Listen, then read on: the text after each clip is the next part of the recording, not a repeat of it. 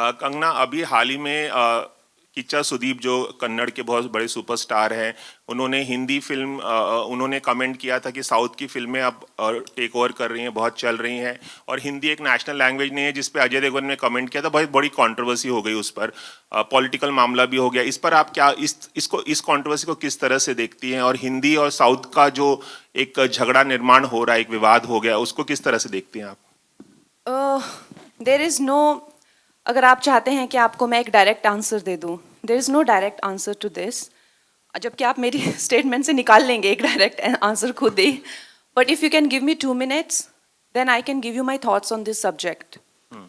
You know, तो हमारा जो भी हमारा सिस्टम है, सोसाइटी है, उसमें of course we are a country of lot of diversity और languages and cultures, you know, and हर एक का एक जन्म सिद्ध अधिकार है कि वो अपने, चाहे मैं पहाड़ी हूँ, मैं अपने कल्चर पे, अपनी लैंग्वेज पे गर्व महसूस करूँ। लेकिन हमारा जैसे देश है, to make it one unit, हमें कोई तो थ्रेड चाहिए ना, to run through it, right? अगर हमें कॉन्स्टिट्यूशन को कहा जाए, अगर हमें कॉन्स्टिट्यूशन का सम्मान करना है, तो जब इन लोगों ने बनाई तो हिंदी को राष्ट्रभाषा बनाया। अब जब आप कहते हैं कि मुझे as Tamil is actually older than Hindi, लेकिन उससे भी ओल्डर है संस्कृत। अगर आप मुझसे मेरा बयान पूछना चाहते हैं तो I think the national language should be Sanskrit, क्योंकि कन्नड़ा से तमिल से लेके गुजराती से लेके हिंदी सब उसी के से आई हुई हैं। तो संस्कृत को ना लेके हिंदी को क्यों बनाया, उसका जवाब मेरे पास नहीं है, राइट? वो उस टाइम के लिए हुए डिसीजंस हैं। लेकिन जब खालिस्तान की मांग होती है, जो वो कहते हैं कि हम हिंदी को नहीं मानते हैं, तो जब युवाओं को भटकाया जाता है, it's not about that, they are denying the constitution. You understand that? तो जब आप कहते हैं कि मुझे तमिल, वो तमिल का भी मूवमेंट हुआ था, they wanted a separate nation, जब आप कहते हैं बंगाल रिपब्लिक की मांग करते हैं और कहते हैं कि I don't consider Hindi as a language, then you are not denying Hindi, what you are denying is Delhi being the centre of the government. Understand? So इस चीज के बहुत ज्यादा लेयर्स हैं। तो जब आप इस चीज पे बात करते हैं तो आपको इन सब लेयर्स का अंदाजा होना चाहिए।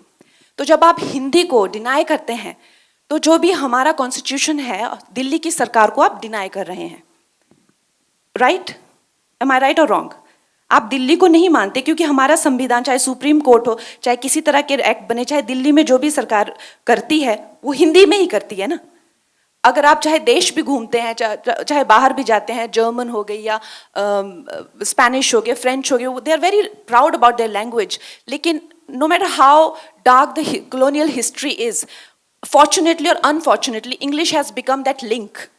Today, even within the country, we are using English as the link to communicate. Should that be the link, or should Hindi or Sanskrit be that link? Or Tamil? We have to decide that. We have to take that call. So keeping all these in mind, a decisive call should be taken. As of now, Hindi संविधान में हिंदी राष्ट्रभाषा है। तो जो अजय देवगन जी ने कहा कि हिंदी राष्ट्रभाषा है, तो उन्होंने वो गलत नहीं कहा। अगर आप मेरी पूरी बात का निचोड़ सिर्फ यही सुनेंगे तो वो आपकी कमी है। लेकिन अगर कोई ये कहता है कि Kannada is older than Hindi and so is Tamil, तो वो भी गलत नहीं कह रहे हैं। अगर मेरे हाथ में होगा तो I think Sanskrit is the legitimate language, जिसके से जर्मन भी आई हुई है, इंग्लिश, फ्रेंच, सब संस्कृत से स्टेम आउट हुए हैं। Why don't we have Sanskrit as the national language? Why it is not mandatory in schools? I don't know that. Okay.